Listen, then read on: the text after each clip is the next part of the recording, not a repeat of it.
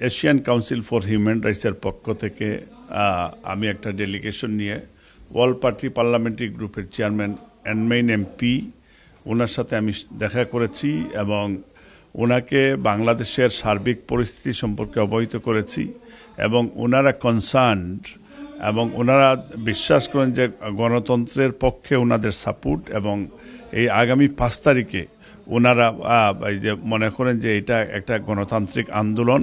এবং আহমদ শফী সাহেবের এই আন্দোলনের কে যাতে ওনারা সাপোর্ট দেয় ব্রিটিশ পার্লামেন্ট সেই হিসাবে আমি ব্যক্তিগতভাবে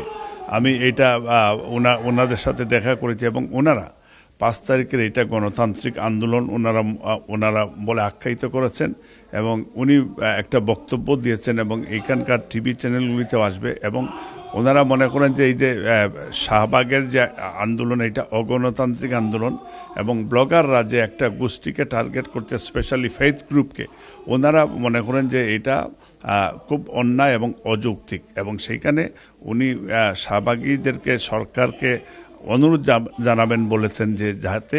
এই যে শাহবাগীদেরকে উইথড্র করে নেওয়া হয় এবং সেখানে আরও বলেছেন উনি যে এই যে সাভারে যেটা এই রানার যে 1000 মানুষ হত্যা হয়েছে এটা উনি খুব দুঃখ প্রকাশ করেছেন এবং উনি মনে করেন যে এইটা এই সরকার খুব স্লো আগাচ্ছে এবং তারা মনে করেন যে এই বাংলাদেশে যে গণহত্যা হচ্ছে এটা সরকার এই গণহত্যার জন্য সরকারকে আনুষঙ্গিক দায়ী মনে করেন ওনারা এবং ওনারা মনে করেন যে বাংলাদেশে হিউম্যান রাইটস ভায়োলেশন হচ্ছেন ওনারা মনে করে বাংলাদেশে ডেমোক্রেসি এগেনস্টে এই সরকার বা তারা মনে করেন যে এই সরকার বাকশালী চিন্তাভাবনা নিয়ে আগাচ্ছে এই সরকার আগামীতে কেয়ারটেকার না দেওয়ার যে প্ল্যান করছে তারা বাট এটা ইউরোপিয়ান ইউনিয়ন এবং ব্রিটিশ পলিটিশিয়ানরা মনে করেন যে কেয়ারটেকার সরকারের আন্ডারেই নির্বাচন হতে হবে এবং এইটাই হওয়া বাস্তব এবং এটা না হলে বাংলাদেশে গণতন্ত্র থাকবে না এবং এটা